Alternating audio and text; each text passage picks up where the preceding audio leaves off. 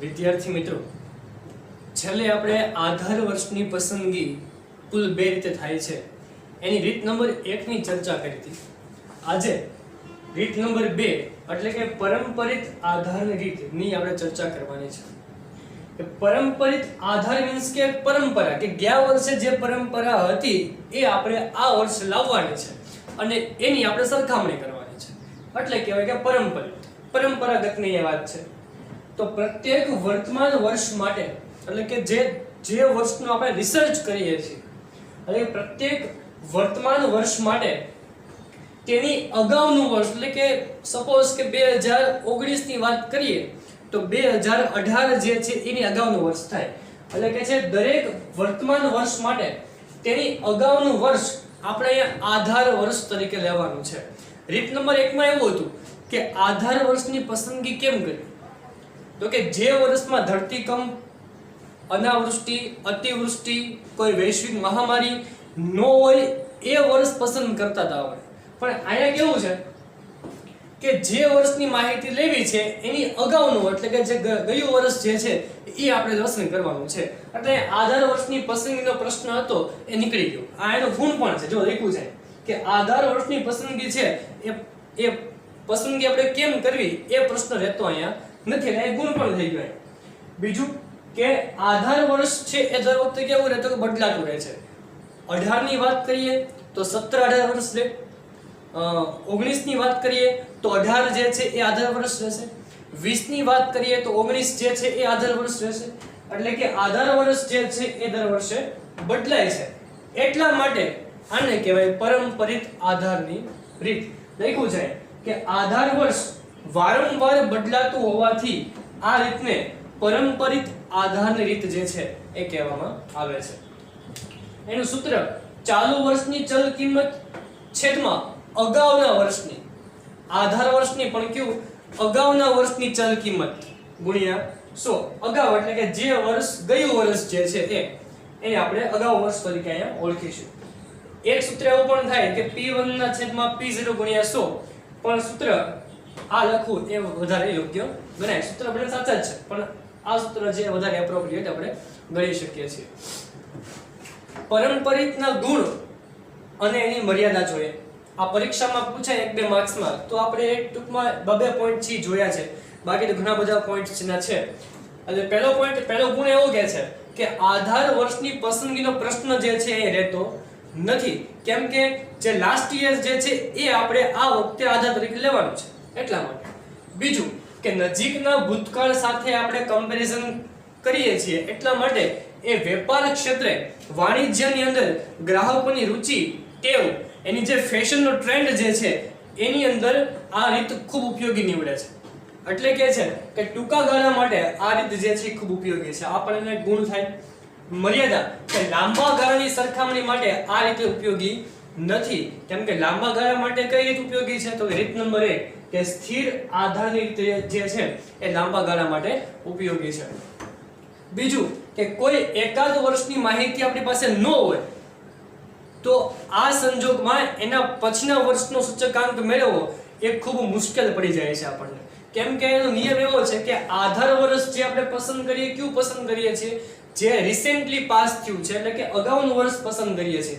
પણ જો આપણી પાસે અગાઉનું વર્ષ ન હોય તો એની માહિતી ન હોય તો એ વર્તમાન સમયનો સૂચકાંક જે છે આપણે મળી શકતો નથી. એટલે આ એની એક લિમિટેશન છે. એટલા માટે એમાં લખ્યું છે કે કોઈ એકાદ વર્ષની માહિતી ન હોય તો તે પછીના વર્ષનો સૂચકાંક શોધી શકાતો નથી અથવા તો એ કાર્ય ખૂબ મુશ્કેલ છે. તો એના ગુણ, મર્યાદા, સૂત્ર. હવે આપણે એક એક્ઝામ્પલ દ્વારા આ રીત સમજીએ કે નીચેની માહિતી પરથી પરંપરિત આધારની રીતે સૂચકાંક જે છે શોધવાનો છે. અહીંયા માસ અને ભાવ એટલે કે 4 મહિનાની વાત આપણને કરી છે. એનો ભાવ આપણને આપ્યો છે. કોઈ એક વસ્તુ હશે એની આપણે કલ્પના કરી લઈએ. સૂત્ર ચાલુ વર્ષની ચલ કિંમત છેદમાં અગાઉના વર્ષની ચલ કિંમત ગુણ્યા 100. અહીંયાથી જવાબની શરૂઆત થાય છે. આ સૂત્રનો બોર્ડની પરીક્ષામાં અડધો માર્ક હોય છે. સૂત્ર ફરજિયાત લખવું. ત્યારબાદ કોલમ બનાવવાના છે. માસ અને ભાવ જે રકમમાં આપણને આપેલો છે એ મુજબ મેં કોલમ બનાવ્યા છે. છેલ્લું કોલમ જે છે એ પરંપરિત સૂચકાંક છે. એટલે દરેક વખતે જોઈએ, કેમ કે અહીંયા આધાર વર્ષ પસંદ કરવાનો રહેતો નથી, એટલા માટે આપણે વિચારીએ એવું કે રીત નંબર 2 ની અંદર જાન્યુઆરી માસમાં 125 ભાવ છે, એટલે કે ચાલુ વર્ષની ચલ કિંમતના છેદમાં અગાઉના વર્ષની ચલ કિંમત, એટલે અહીંયા ભૂતકાળની માહિતી રકમમાં નથી આપણને આપી, હશે તો ખરા પણ રકમમાં આપણે આપી નથી, એટલા માટે પ્રથમ વર્ષે એનો જવાબ જે છે એ આપણે શોધાશું. અથવા આપણે એવું પણ ધારી શકીએ છીએ અહીંયા કે જાન્યુઆરીની અંદર જે ચાલુ વર્ષની કિંમત 125 હતી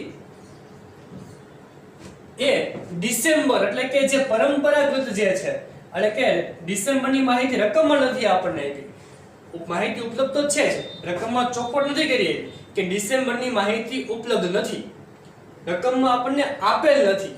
એનો અર્થ એવો ન થઈ શકે કે ડિસેમ્બરની માહિતી ઉપલબ્ધ નથી, એ તો માહિતી છે જ. એટલા માટે આપણે એવો અઝમ્પશન લઈ શકીએ અહીંયા કે જાન્યુઆરીમાં 125 નો ભાવ હતો તો એ જ ભાવ કેમાં હશે, તો કે ડિસેમ્બરમાં હશે. તો આપણે અગાઉના વર્ષની ચલ કિંમત લેવી હોય તો આપણે 125 લઈએ અને ગુણ્યા 100 કરીએ, એટલે જવાબ જે છે એનો કેટલો આવશે, તો કે 100 જવાબ જે છે એનો આવી શકે છે. એટલે આ ગણતરી જે છે એ અપવાદ રૂપે હોઈ શકે છે. હવે એક્ઝામ્પલ નંબર 9 ટેક્સ્ટ બુકમાં આપણને આપેલું છે, એની અંદર રકમમાં આપણને કોઈ આધાર વર્ષ આપણને આપ્યું છે, તો એ કેસમાં જવાબ 100 નહીં આવે, કેમ કે આપણને આધાર વર્ષ રકમમાં આપણને આપ્યું હોય, કોઈ ભૂતકાળનું વર્ષ રકમમાં આપણને આપ્યું હોય, તો એનો મતલબ એવો થાય કે એની કિંમત 100 છે. એ આપણે એક એક્ઝામ્પલ નંબર 9 આ રીતમાં એક અપવાદ તરીકે છે, એમાં જવાબ 100 આવી શકતો નથી, પરંતુ જે પ્રથમ વર્ષનો અંક જે છે એનો જવાબ મળશે. એટલે એની ચર્ચા પછી કરશું આપણે. અત્યારે આપણે યાદ રાખીએ કે રકમમાં પ્રથમ વર્ષે રીત નંબર 2 માં જવાબ કેટલો આવશે, 100. એનો વિકલ્પ આ રીતે આવી શકે છે. એટલે આ દર્શાવવું કે ન દર્શાવવું એની કોઈ ઇમ્પોર્ટન્સ છે નહીં. ત્યાર પછી ફેબની વાત કરીએ તો ચાલુ વર્ષની ચલ કિંમત 130 રૂપિયા છે અને છેદમાં અગાઉ, એટલે કે જે જાન્યુઆરી માસની ચલ કિંમતની વાત કરવાની છે, એટલે કે 125 છે. સૂત્ર મુજબ આપણે એપ્લાય કરીએ છીએ કે ફેબની વાત કરીએ તો કે ચાલુ વર્ષની ચલ કિંમત, એટલે કે ચાલુ માસની ચલ કિંમત, અહીંયા વર્ષ લખ્યું છે, માસ પણ આવી શકે છે, તો ચાલુ વર્ષની ચલ કિંમત અથવા ચાલુ માસની ચલ કિંમત 130 છે. અગાઉ એટલે કે જે ગયું જે છે એ, એટલે 125, અને 130 ના છેદમાં 125 ગુણ્યા 100 આપણે કરીએ તો જવાબ મળશે આપણને 104. ત્યાર પછી માર્ચ માસની વાત કરીએ તો કે ચાલુ વર્ષની કિંમત ચાલુ માસની કિંમત 120 થાય, એના છેદમાં અગાઉના માસની કિંમત એટલે કે ફેબની 130 છે ગુણ્યા 100, એટલે 120 ના છેદમાં 130 ગુણ્યા 100 કરવાથી આપણને જવાબ મળે છે 92.31. એપ્રિલ માસની વાત કરીએ તો કે ચાલુ માસની ચલ કિંમત 135 છે, છેદમાં અગાઉના માસની ચલ કિંમત એટલે કે માર્ચની વાત કરીએ તો 120 છે ગુણ્યા 100. ગાણિતિક પ્રોસેસ કરીએ 135 ના છેદમાં 120 ગુણ્યા 100, એટલે આપણને જવાબ મળશે અહીંયા 112.5. વિદ્યાર્થી મિત્રો, અહીંયા તમે જુઓ કે આપણે અગાઉ જોઈ ગયા એ મુજબ કે આધાર વર્ષ વારંવાર બદલાય છે. તમે ચેક કરી શકો કે દરેકના છેદમાં અહીંયા 125 છે, અહીંયા 125, અહીંયા 130, 120 દર વર્ષે આધાર વર્ષ જે છે એ બદલાય છે. રીત નંબર 1 માં કેવું હતું કે આધાર વર્ષ દર વખતે સરખું હતું, પરંપરિતમાં આધાર વર્ષ જે છે એ વારંવાર બદલાય છે, એટલા માટે એને કહેવાય કે આ રીતને પરંપરિત આધારની રીત છે એ કહી શકાય છે. તો આ રીતે તમે ઘરે પણ રકમ જાતે બનાવી તમે પ્રેક્ટિસ કરી શકો છો. વિદ્યાર્થી મિત્રો, હજી પણ દાખલા આપણે આગળ જોવાના છે, અને આ એના થિયરી છે, આ સૂત્ર છે, આ ગુણ અને મર્યાદા તમે યાદ રાખી લેશો, જેથી પરીક્ષામાં આપણને ખૂબ ઉપયોગી જે છે એ આપણે થશે. Thank you.